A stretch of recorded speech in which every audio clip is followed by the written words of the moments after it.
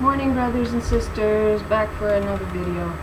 I thought we'd just keep exploring more in-depth words, more in-depth verses, or to go deeper into the verses and what we've come to understand that they mean. And this is all to do, of course, with the daughters of Zion in their covenant with God. And the more you get the lingo, the language of the Bible down, the more you understand the allegorical terms that it uses in so many passages with the words that you have to look up, it really begins to pull your understanding together on a lot of things. So for me, I hit on a word, and it was Hebrew number 4496, and it means comfortable, ease, quiet, resting, place, still, but as in specifically matrimony. So take your rest. Well, when I saw that word and saw that it said matrimony, specifically matrimony, it just automatically linked my mind to Micah 2 and the study that we did on Micah 2, and weaved it with other passages, so that we came to understand that the key of David was indeed these daughters of Zion who had been rejected out of their rightful place. So once you understand your allegory of the key, it means to insert, right? You insert a key. And so these daughters of Zion, it's told us that Solomon in 1 Kings chapter 11, I believe, it may be 2 Kings, I tend to get that wrong, mixed up. It's one or the other. But that he daubed up the walls, the breaches, rather, not the wall, but the breaches or the gates even in the wall of David his father. Well, what he was actually doing was like the verse in Job 31:33, where it says Adam daubed his wall, he covered it over. It meant that they were preventing the righteous daughters their rightful place to move freely back from Mount Zion, where the law issued from, and it was these daughters that were in charge of the law, and they received it directly from Mother God, from above. She gave her daughters in covenant to man, to teaching the word of God, the laws of heaven, and he rejected covenant with her. And so it's your allegory when Solomon daubed those gates up, that he stopped the key of David, these daughters from the land of Israel moving into the land of Judah, right?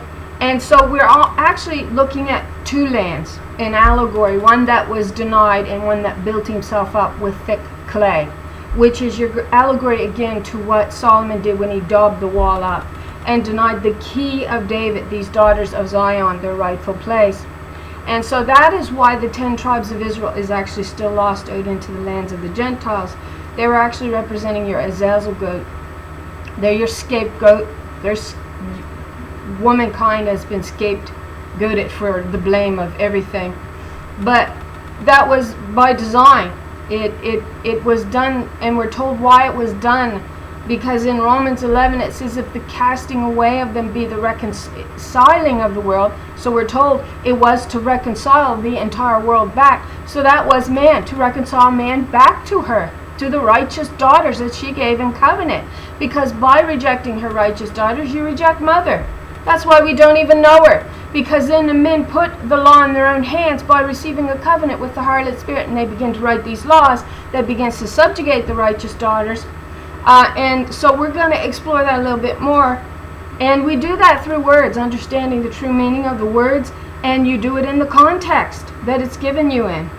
And so when it says in Micah 2, and again we explored this with the key of David, it was one of our key passages used in understanding exactly what the key of David was representing, which was these righteous daughters that was cast out of the rightful place. So in verse 9 of Micah 2, it says this, it says, the women of my people have ye cast out from their pleasant homes, or from their houses. From their children have ye taken away my glory forever. Verse 10, she says to these daughters that were rejected, and we know it was to them, she says, arise ye and depart, for this is not your rest, because it is polluted. It shall destroy you even with a sword destruction.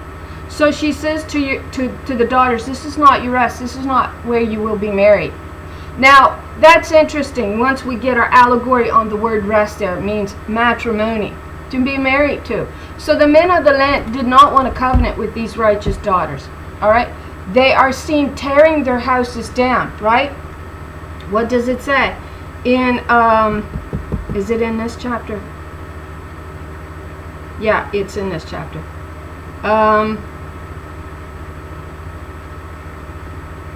Verse 2, it says, and they covet fields. These were the daughters' rightful heritage.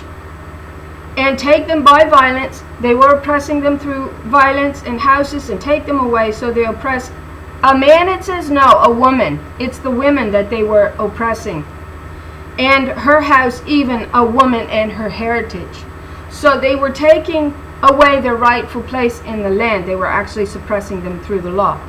But here Mother warns them to leave, because she says this is not your rest. So what is our rest?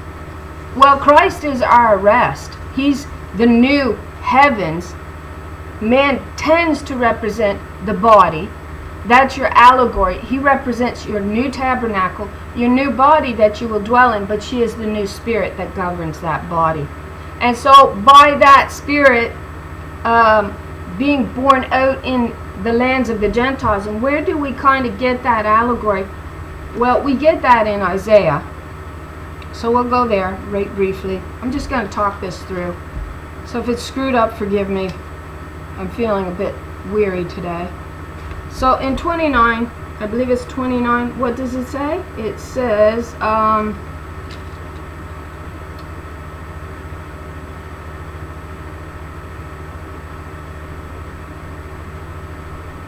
maybe it's 28.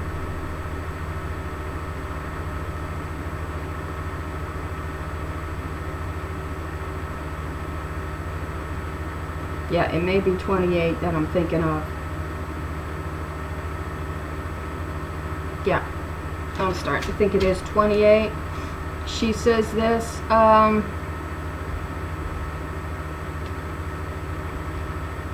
sorry about this. I can never remember a verse when I need to. But it says, and I'll have to quote it because I can't find it right off, of course. But it states that she hears a familiar voice speaking out of the dust of the earth. Now, it's in 29. I know it's in 29. Because it's with Ariel being under siege that she hears this. And she's burned to ashes, right? Ariel's your symbology of the heifer, which is the daughters. All right? The righteous daughters of Israel is what Israel was known as. All right? It was their seed. It was the woman's seed. It was the blessed seed. And she says she hears a familiar spirit speaking out of the dust of the earth. Now that's in 28 or 29. It's in 29. It's verse. So I was right the first time. 4. And thou shalt be brought down and shall speak out of the ground. And thy speech shall be low out of the dust, and thy voice shall be as of one that hath a familiar spirit. So she knows these daughters that are beginning to speak out against this false theology has a familiar spirit out of the ground, and thy speech shall whisper out of the dust. Now we know that they were burned to ashes. Now, okay, we'll go on in a minute, but you know, that's what Christ was. He was this son that had been taught by a virgin daughter, Mary. And the reason why he's known as the woman's son, though they say son of man, he was the son of Mary, all right? He had no father, all right? He was pure spirit in a sense, because the virgin daughter, Mary, taught him the theology of heaven. She knew it. I believe she was one of these virgin daughters of Zion. And she taught him the truth, and that's what made Christ an acceptable offering on the cross to Mother God, all right? Saying that her daughters had not forgotten the truth, all right? Over time, we were going to forget it again. That's stated in Job 1, when the men of renown, when the men come in and steal the truth away from us again. And we let him do it by exalting himself and debasing you. But she taught him the truth, and that made Christ an acceptable offering to Mother, because he knew the truth of heaven. All right? And he's our king that we should be exalting, we daughters, because he exalted us. That's what he did. And that's why I could never understand this teaching. It just rubbed me so wrong. And I'm like, it does not sound like love expressed to me in equality in any sense. It sounds like love expressed to the male. That's what it sounded like. And then to suggest to me that my Savior died to suppress me in some way didn't add up. My king is different than that. My king is different than that man sitting over there claiming to be a saint. He's different than that. And that was on my heart. That was imprinted on my heart. And I knew him to be different. And the ways that they were trying to teach that this is what he stood for. He did not stand for man-made law. He did not. That's Old Testament law written by fallen Adam. And that's his covenant with the harlot in play. That's all that is. So he did not die for Old Testament law. He died to exalt daughter Zion's truth. That's what he died for. Because she was cast out of her dwellings. And Mother said to her, she warns her to leave. This is not your rest. These men will not receive you. They're not going to receive you. And so we're told precisely what Solomon did, which was that he changed the portion in the midst of the body. That means these daughters of Zion get kicked out of their houses. We're told he tore them down. He literally tore them down. And it was at that time that Jeroboam came against him. And it brings in that his mother's name was Zeruiah. And he came against Solomon because his mother lived in one of these houses that got torn down in Jerusalem, because it was her inheritance, her rightful place. And when Solomon desired to tear these houses down, what does it say? Woe to them that devise iniquity and work evil upon their beds. When the morning is light, they practice it, because it is in the power of their hand to do so. Well, who had the power to tear these houses down? Well, that was Solomon, who had the power to do that. And that's precisely what he was doing here in Micah 2, because it's got to be Solomon, because it's the only thing that adds up. And by doing this, he causes the righteous daughters of Zion to be cast down. And you see your allegory to them as the glory of heaven being cast down. And it becomes a very confusing vision, it says, in Isaiah 22. If we just explore that thought a little bit, understand I'm going to make mistakes as I go in my expressing of things. But in Isaiah 22, it says, the burden of the valley of vision. And what aileth thee now that thou art wholly gone up to the housetops, to the rooftops? And she says to them, it appears to be a time of great confusion for the daughter of Zion, because the Spirit was being instructed, okay, cast her down, because the men have rejected her. They don't want a covenant with her. So there was great confusion in the land, because though they were the righteous daughters and should have been in the rightful place, the Spirit had been instructed to cast them out into the lands of the Gentiles, as this Azazel goat. And so it was great confusion at that time. And here's where the physical daughter of Zion, who had the Spirit indwelling her, says, why have you gone up to your rooftops to worship the hosts of heaven? This is daughter Babylon that they were exalting, right? And they began to worship her as their ruler, because then that meant they got to write their own laws and rules. And that's just precisely what this is all telling us was going on. And we get the full understanding of that in Daniel 8. So she says, why have you gone up to your rooftops? Because she's confused herself. I don't understand why you're doing this. Because she says, haven't I kept you safe from the sword? There's nobody that's been killed by the sword or in battle. I have kept you safe from all of these things. And I believe it's alluding to the fact that she kept them safe from sickness. She kept them safe from famine. She kept them safe from war. She kept them safe from all of these things. And so it was a very confusing time, because she was being cast down, Because the men were exalting the harlot and no longer wanting her as the ruler. And so Mother God instructs the Spirit, fine, cast her out. They don't want her any longer. They're not going to have her as a ruler.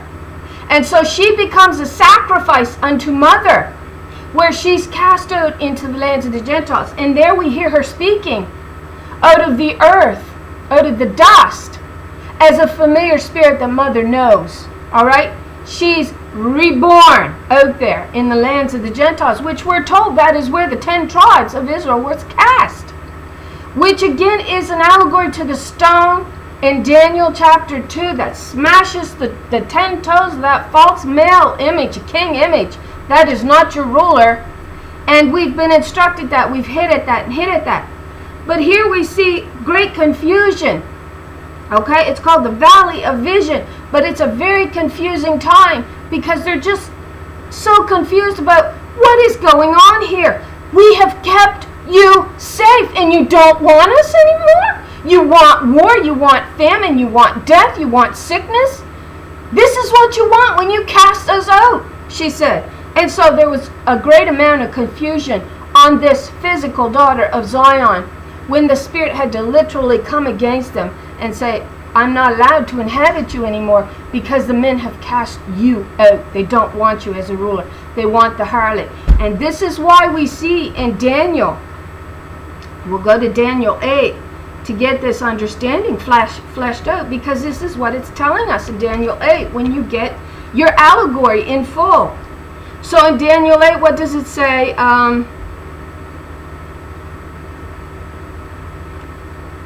Okay, verse 10. So they got it. We're going to say daughter Babylon here, okay? Not it. Because she was the one that waxed great because man was exalting the harlot and her covenant in his heart that made him great in the earth. You see, as a God. This is what this is telling us. So in Daniel 8, chapter 10, watch what it says. And daughter Babylon waxed great, even to the host of heaven. And she cast down some of the host. This is what's going on in the Valley of Vision in Isaiah 22. Alright? And it cast down some of the hosts and of the stars to the ground and stamped upon them. Well, how does something do that? Huh? Think about it. Verse 11. Yea, she magnified herself even to the principal. That's the righteous daughter Zion, who ought to have been the principal of man, that he held high and exalted upon his shoulders. That's why the daughters are brought back to Israel, exalted on the shoulders. That is the key of David. You see, that is who you are to exalt in your heart. You're not to exalt no harlot. But he was exalting the harlot, wherein she exalted herself to the principal of the host, and by her the daily sacrifice was taken away. Well, by the harlot spirit, the daily sacrifice was taken away. Well, who was the daily sacrifice for and to? And the place of her sanctuary was cast down. So who's cast down? Well, we're told in Lamentations that it was the daughter Zion, the glory of heaven, that was cast down. But she is cast down to bear the sins for what the harlot was doing. And can I find Lamentations? Excuse me. Okay. So in Lamentations, we're told this. You just have to look at it in the allegorical terms instead of these literal terms that they're telling you have to look at. Okay, well, what person on earth can cast stars to the ground and stamp on them? It's got to be allegorical. It can't be anything else. Because I don't know of anybody that's managed to stamp on those stars on earth. It's allegorical, you see? Yeah, it's in chapter 2 of Lamentations. How had the Lord covered the daughter of Zion with a cloud in her anger? She was angry at man for rejecting the righteous daughters, and she was angry at the harlot daughters too. Alright? She was angry at them both.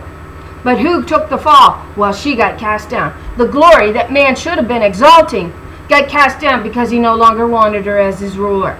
And your allegory is that the heavens represents the body of the male, and the second heaven, the heart. And in his heart he began to exalt the harlot, daughter Babylon, in his heart, and she became exalted there because he got to write the laws the way he wanted to write them. And that means that this earth is founded upon a false theology, a false foundation, wherein Mother says she's going to break that false foundation down. She says that. And she says, I will lay in Zion my precious stones that have been tried and tested. That's these daughters of Zion. Out in the lands of the Gentiles, reborn out of the dust of sacrifice, where they were sacrificed. Man didn't want her. And so she has cast in her anger and cast down from heaven unto the earth the beauty of Israel. That's the glory of Israel. That's the daughter Zion. And remembered not her footstool in the day of her anger. So, or the son's footstool, I guess. The Lord hath swallowed up all the habitations of Israel, and has not pitied, it says, Jacob.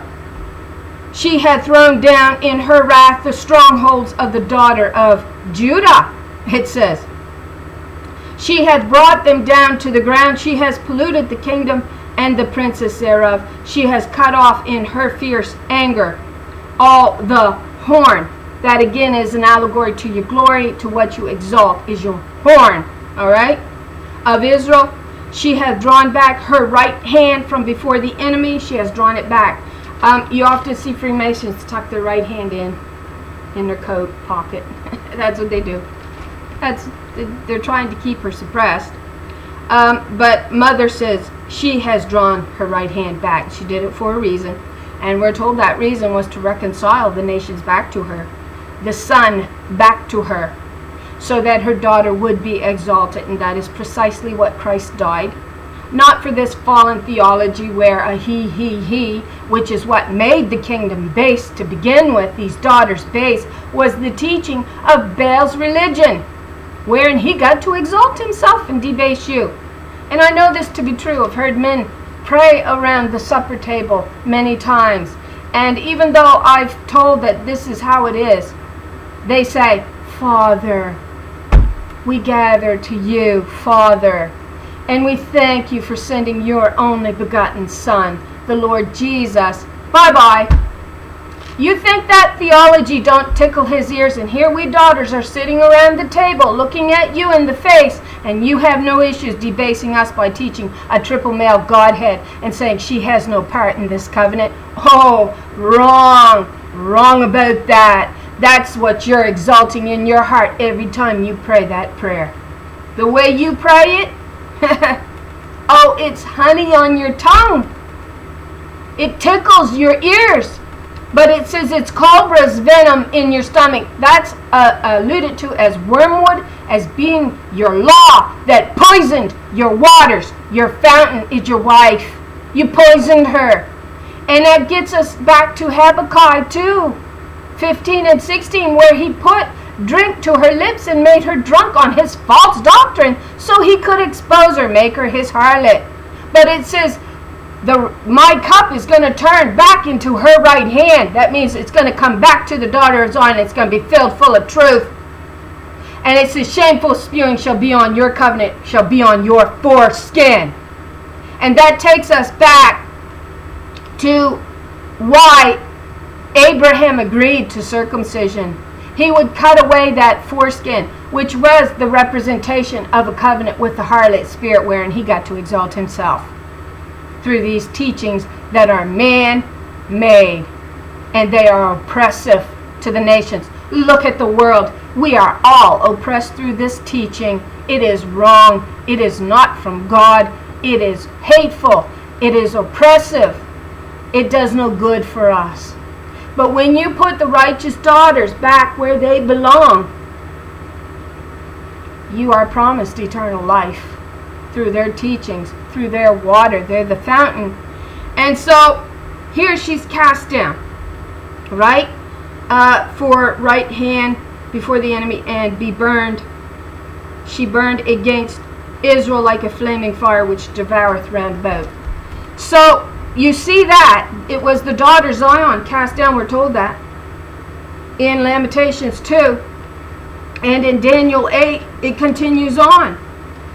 So the daughter Babylon exalted herself, but she did so by Adam exalting her in his heart. And so she gets exalted to in the midst of the heavens. In the second heaven would be your allegory there. And cast down some of the hosts of the stars to the ground and stamped upon them. That's your daughters of Zion being cast down. Yea, she magnified herself even to the principal, not a prince. Your commander and your principal of this body is the daughter Zion. And she comes out from him. This is the second part of this that I have yet not fully understood. But she came out from the Adam that she forms. She's breathed into him. She forms him. And then it says a remnant of her spirit is left behind. And then she is formed from a portion of his body. So if we look at the heavens, the new heavens of Christ as an allegory to the body, then a portion of that heavens is used to form the bride who comes out from the midst of his body, because she represents the spirit that is given in covenant to govern the body. So we're looking at this all in allegorical terms, and it is clearly shown to us in the scriptures that this is precisely what happened and what took place. And it says in Romans 11, if the casting away of them be the reconciling of the world of these nations that didn't want her or didn't know her and rejected her, what shall the receiving of them be but life from the dead? So only these daughters of wonder, these manifested daughters, this is the whole creation, is groaning in birth pains. Well, I'm sorry, but no males can give life to the new creation. It is only the daughters that do this. All right? And so they birth the son. It was the virgin daughter Mary that was chosen by the Spirit to birth a new son that knew the truth of heaven, that made him an acceptable offering to the mother, so that she would receive her daughters back, knowing that the son exalted her on his shoulder. He exalts her as his ruler. He loves her. He doesn't hate her like fallen Adam does and then pretends to be righteous and hides the harlot in his heart so he can blame the righteous daughters. And mother says, you have failed to divide between the clean and the unclean. You clump them all together and you say they're all alike. My righteous daughters were cut from me. And she's telling us that in Isaiah 51. Right? So I know I'm all over, but I have to be, in order to flesh out this theology deeper. But what does she say of her daughters in Isaiah 51? So if you're calling her dirty, you're calling God dirty. That's what you're calling it. She says in Isaiah 51, hearken to me, ye that follow after righteousness, ye that seek the Lord. Look unto the rock. She's called your rock, which formed and birthed you, that you forgot about in Deuteronomy 32. And that form there means to writhe in pain. She writhed in pain to birth us. That's what this God did. So she says, ye that seek the Lord, look unto the rock whence ye are hewn from. My daughters are of me, that come from me. They're full of my spirit. And to the hole of the pit whence ye are digged. You're of me, she says. And I formed you, she says, because you're of me.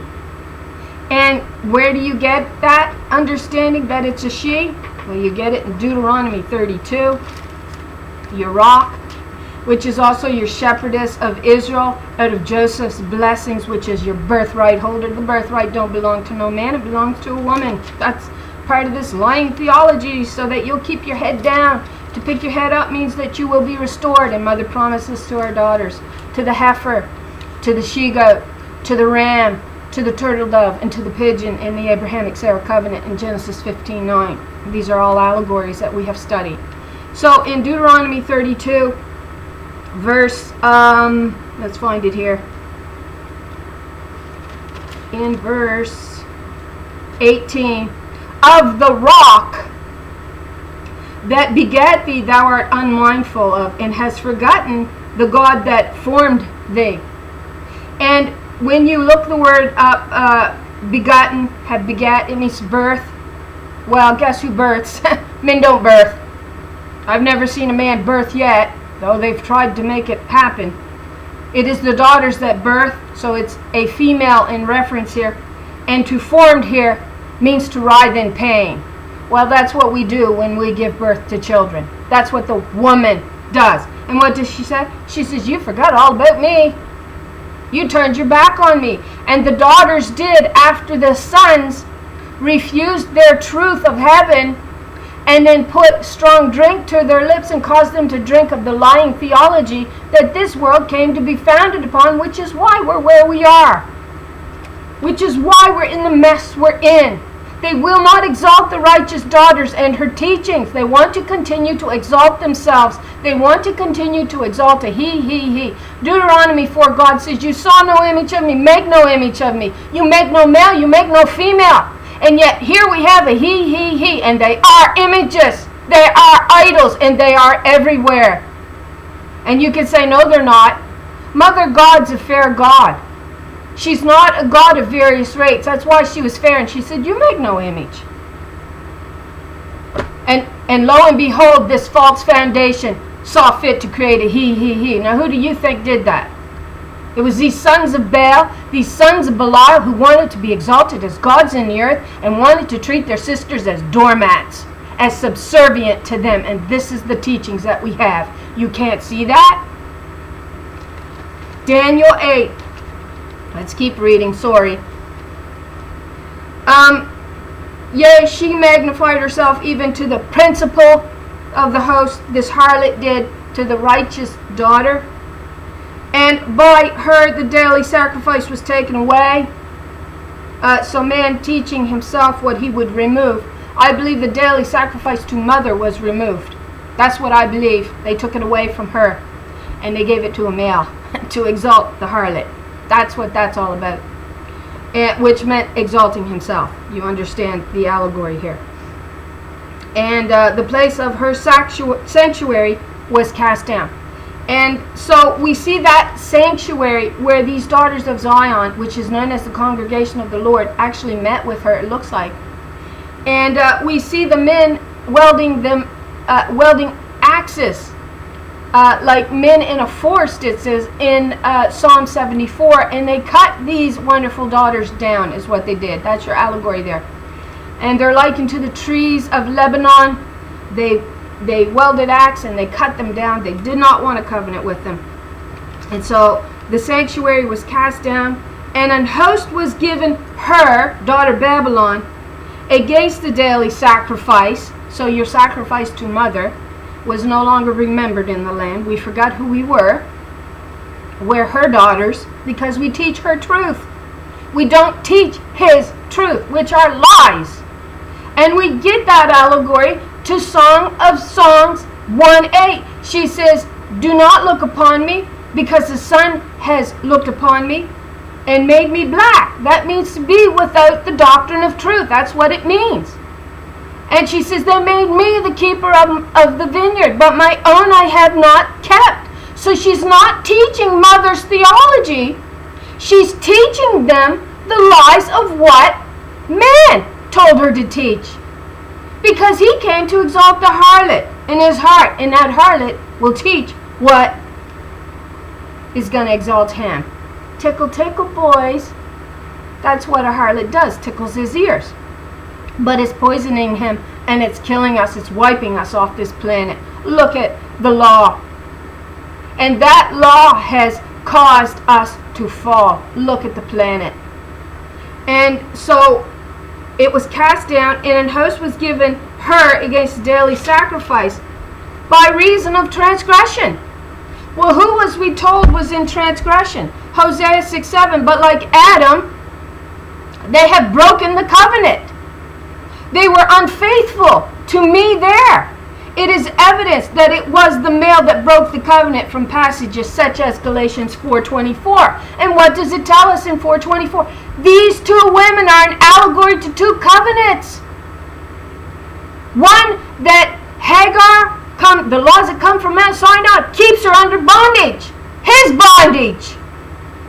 But Mother Jerusalem's truth, represented by Sarah, frees us from this bondage, from these lies of this fallen theology that is designed to subjugate us. That's why I cannot believe that this fallen theology of a he is going to rescue us. It can't rescue us. It's what made the kingdom base in the first place. It's called reasoning. And you have to learn to reason out the text. And you cannot do it by reading what fallen Adam and many men wrote what they thought it meant. Because that's the crooked path of Baal that'll lead you to death. But what does it say? And an host was given her against the daily sacrifice, so you could say him on earth, by reason of transgression, and it cast down the truth. It cast down these daughters of truth to the ground, and he practiced, and prospered. Right? So that's your allegory to the glory, which was your daughter of Zion cast down, and she is called the commander of the host here. And the harlot took control of the vineyard, but it's known as his vineyard because we're teaching his theology. Because the harlot will let him teach whatever he wants to teach, and she'll say nothing about it. But the righteous daughters of Zion, we are told, was given in covenant to teach man the truth of heaven. And in the valley of vision, in Isaiah 22, you see that confusion going on. Because the spirit, which was known as the spirit of daughter Zion, had to cast them down. And it was just a trauma to them. Because it was like they were looking around them, because the people were going up and they were worshiping daughter Babylon, the host of the heavens. And she says, I've kept you safe. I'm the one that's kept you alive all this time. Why are you going up to your rooftops? And then in the whole chapter, it tells us again that he changed the flow of the pool. Well, your pool is your water that nourishes you. Let's go here. Okay, we're going to cut through some verses pretty quick. So we've looked at Isaiah 22. I want it to go to the Jeremiah. So we have quite a few here in Jeremiah.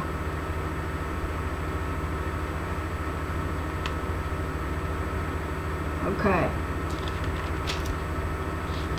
So in Jeremiah 6, I want it to read the verse. What did I want to read here? It says in Jeremiah 6, and we're talking about the daughters of Zion after they were cast down, okay? They were denied their rightful place, and God says to them, they have healed also the hurt of the daughter of my people slightly, saying, peace, peace, when there is no peace. Well, that's his theology. It's trying to teach us and say, well, it's all about peace, and it makes no room for the daughter at all. It makes no room for her healing at all, because everything's a he, and she's the scapegoat. She's scapegoated for it all. She has not come into existence yet. We have not come into existence yet. But if you hearken back to Song of Songs, though she starts out black, she begins to grow brighter and brighter and brighter. And then in Song of Songs chapter 8, it says, we have a little sister who has no breasts. But then verse later, she has she's become a wall, and she has grown breasts like tower, because she has begun to nourish her children. And mother says in Hosea 2, and it is a mother, it's not a father. Because it's stated very plainly in Song of Songs, it is the mother that crowns the son with the daughter. She's the crown. She represents the glory, and she represents the rulership, the way that you rule. And it is the mother that crowns the son in the day of his espousal. That's how we know that them saying Father, Father, Father about everything. We know it's backed up in Scripture. That this theology that they teach is a lie. And so, what does it say in Jeremiah 8? What did I want to look at here? For again, and this is a repeat of chapter 6. Jeremiah 8 is a repeat of chapter 6. So when God chooses to repeat a chapter, it means it's important. You better look at it. Therefore will I give their wives unto others, and their fields to them that shall inherit them, For everyone from the least even unto the greatest is given to covetousness, from the prophet even unto the priest. Everyone dealeth falsely. And they were. And so Mother had said to them, Mother God said to these sons, fine, if you don't want my strong right hand as your ruler, as your glory, then I'll cast her out into the fields of the Gentiles, and they'll have her out there. And so that's what we've got coming into existence right now. We've got the Spirit of Christ manifesting out in the fields of the Gentiles who did receive Christ. So that means to receive Christ, you receive a spirit, which was the daughter of Zion, that he exalts as the ruler of his body. All right? That's what we're looking at in Allegory. He didn't exalt the harlot. No, you're not. He that is joined to a harlot is a harlot. You're one. You want to exalt the harlot's teaching. That's Old Testament law, and that bled out to the four corners of the globe. We're told that when you begin to read these chapters and you understand that they had an uncircumcised ear and they would not hear and hearken to Mother God's teaching. It says the Lord. She says, you wouldn't hearken to me. Because the casting away of the daughters is casting off God, Mother. That's what that's akin to. And you get that over and over again. There's no way you cannot see it. So, she says, it's in Psalm 106, she says, fine, you don't want my glory as your ruler. And she says this to the sons of Israel, who at that time was hearkening to the teachings of Balaam and Balak. And she says, fine, you'll not have them. They won't be yours anymore. But that is Israel reborn out in the fields of the Gentiles. And she is enlarging her place to dwell in, her tent to dwell in, as this desolate daughter that was rejected. Her tent becomes enlarged because in Isaiah 49, Mother God promises that she will enlarge her tent in a sense, which links you to Isaiah 54. But Isaiah 49 is the lengthening or the expanding of the tent that she will dwell in. She says, you will now not only be a light unto the Israelites, but now you will also be a light unto the Gentiles. All right? So there you're seeing that these Gentiles, when they receive her teachings, they become her children. To receive one's teachings means that you become their children. And so when you see the Shulamite growing brighter and brighter, it is her taking back her children, because they are finally receiving the truth of heaven through these daughters of Zion, which was always represented as the Spirit given in covenant to man. That's always what they represented. Because woman was the last thing created. It's like a stacking order going up. They'll stop at the man because the woman comes under him. No, she was the glory. She's the crown. You get that? She says in the day of his espousal. Right? That's in Song of Songs. Let's just look at it briefly if I can get there.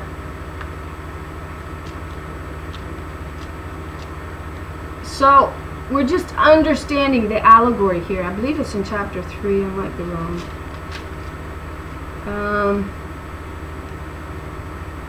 Verse 11. Verse 11 of Song of Songs. Go forth, O ye daughters of Zion, and behold, King, not Solomon. He's not the king. King Solomon was the one that led to this false foundation. He's known as the key of Solomon because he exalted the harlots in his heart. That's why he had 600 wives and 300 concubines. He was trying to empower himself as a god on earth. And he was, a lot of people say he was black. Well, that's just an allegory to the fact that he had no doctrine of truth. He was not established on it. He refused it. And that's why you have the key of David in total opposition to the key of Solomon. They're in total opposition to one another. When you exalt the key of Solomon, you're exalting the harlot and that Old Testament law that subjugates everything in this world. And you can say, no, it does. Yes, it does. That's what fed out to the four corners, was that harlot spirit's fountains. And it's stated in one of these verses. I wish I'd have wrote it down, the exact verse. But she says, go ye forth, O ye daughters of Zion, behold, King Christ, or King David. Our true king is like this. David prayed, 119, Psalm 119. He said, don't let your law depart from me. He says, I want to be around your glory because she's beautiful. He knew the daughter of Zion. I've read David's Psalms. He knew her. He knew her personally, and he loved her. He loved her with all his heart. And so he was praying in Psalm 119, don't let me depart from your laws and from your decrees, from your righteous decrees. Don't let me follow after that harlot's teachings, wherein I'm going to exalt myself and cast her down, because it's going to make me feel like a god to do it. So it's King Christ or King David with the crown. That's the daughter that rules. That's how you rule. You're no king without her on your head as a crown. Wherewith his mother, that's odd. His mother crowned him in the day of his espousal, in the day of his marriage, and in the day of the gladness of his heart. So they're made happy with the restoration of the daughter, but she represents the crown. And that's spoken to. The Lord says, I will be a crown in the hand, in my hand. And the Lord, it's telling you who God of this earth is. It's the daughter of Zion. And she's the stone that was cast out, forgotten about. And so here we go.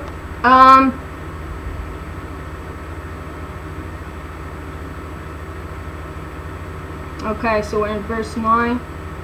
Jeremiah 9, we're going to show you again the allegory to what they did to these daughters.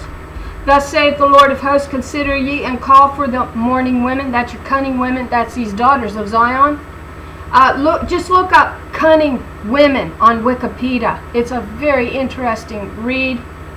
And you really do have to take out all of the negative connotations, because these cunning women is what kept the land healthy. They knew how to heal the body. They knew how to worship the living God, and they knew her decrees. They knew what it took to keep them from war.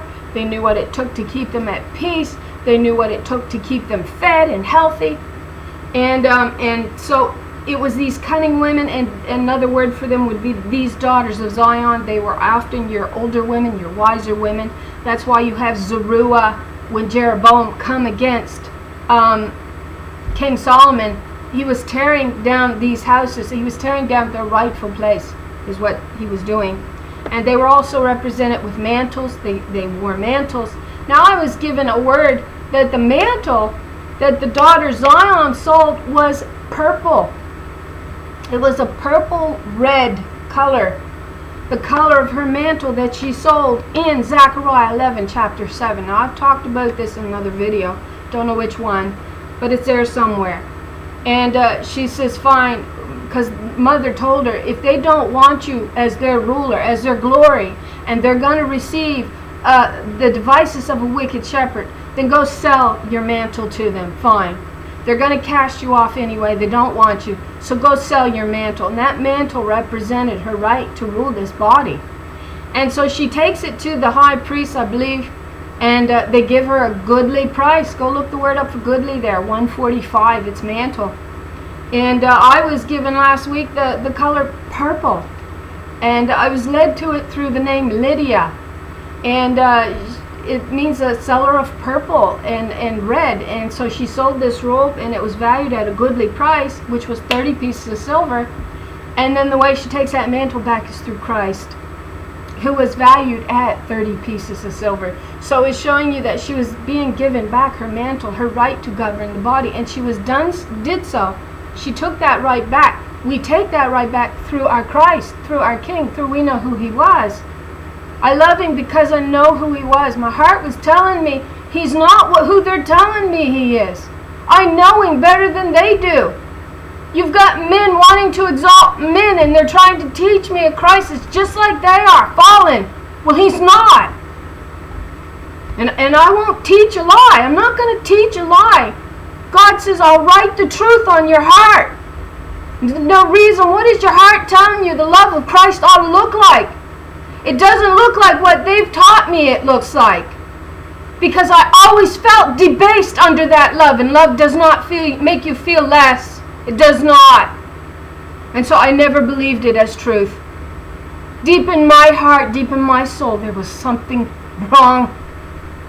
And in 2013, I got down on my knees and I cried to God and I said, there's something not right here. Show me what it is.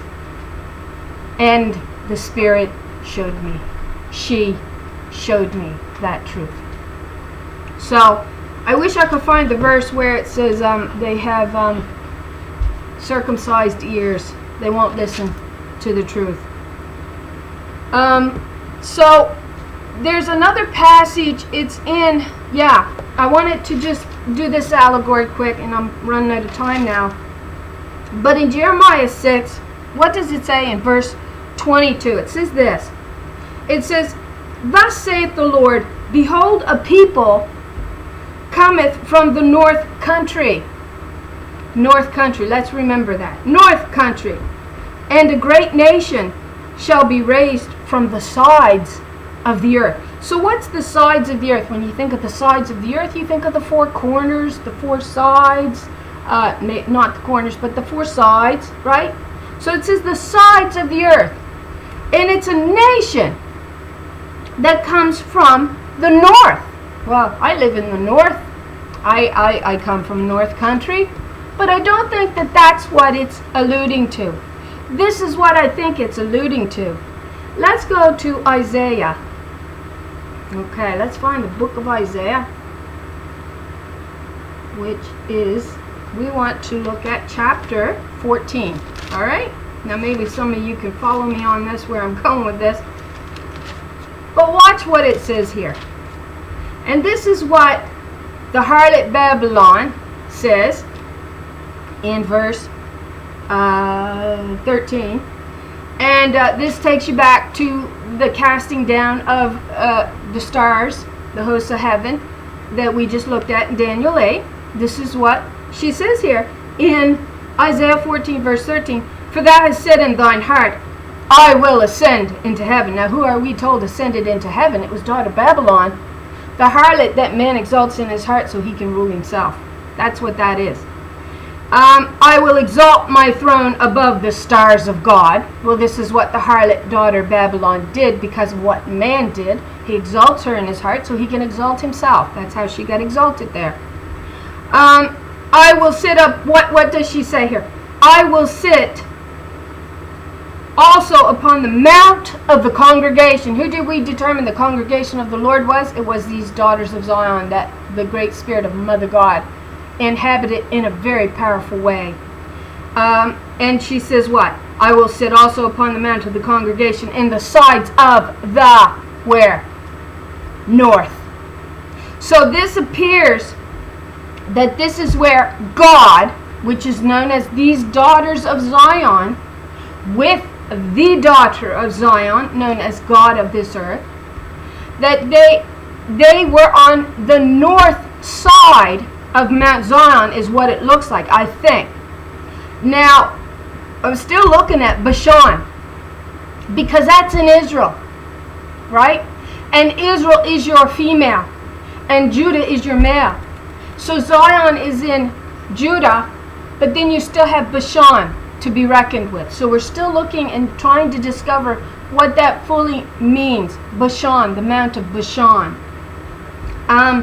But she says, I will sit upon the mount of the congregation in the sides of the north. So the north could be Bashan. I don't know. I don't know how it worked. I don't know how the mountains were laid out there. I know that there was 7 mountains there. All right? And we know, we're told in many passages that Zion, Mount Zion, is where the law issued from. So this congregation of God, which I discussed, was a title for these daughters of Zion, and then the daughter of Zion, known as Lord, 136 is her number. But the harlot is saying here, I will ascend into the heavens, and I will sit on the throne as God, as the daughter Zion. And that's why you get the allegory of the hosts of heaven fallen like the leaves off of a fig tree. You see? Because it was the false theology of this harlot known as daughter Babylon that had established herself on Mount Zion, and her doctrines fed out to the four corners of the globe so that man could exalt himself. Globe. And so what is it actually saying in Jeremiah 6? What is it really saying? In 6 verse 22, thus saith the Lord, behold, a people cometh from the north country, and a great nation shall be raised from the sides of the earth. She's talking about raising up these daughters of Zion. They're known as your congregation, and they are known as the country of the north, because they sat as God on the north side of Mount Zion, is what it looks like. I'm still studying it, but that's what it's saying here. I'm just wondering if Bashan isn't in there somewhere, because I'm still looking at it because of what it says of Bashan in Psalm 68. All right. So it is there. I'm trying to correlate my information. So we have all of that information. It's interesting to look at if you want to go in and look at the key passages.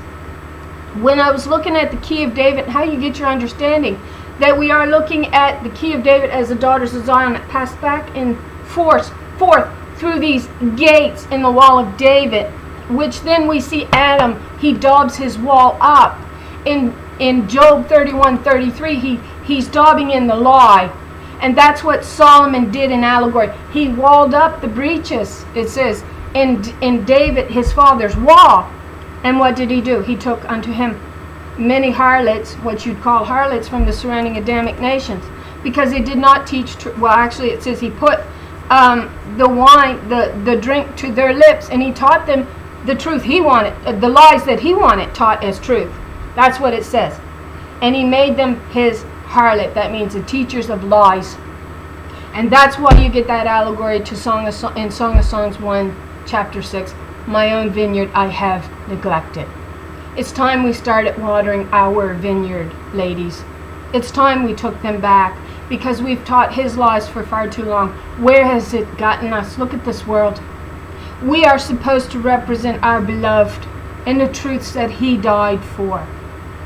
And he did not die to establish this lying theology in this world. He died so that we could take the truth back. That's what he died for. He loved us that much. That's amazing. Because truly only a woman could understand his love. No man could understand his love like we can understand it. Because we know how we want to be loved. He knows how he wants to love us, which is, oh well, you'll do what I tell you to. That's not love. I know what love is, because I know how I want to be loved. And I know my beloved died for that reason.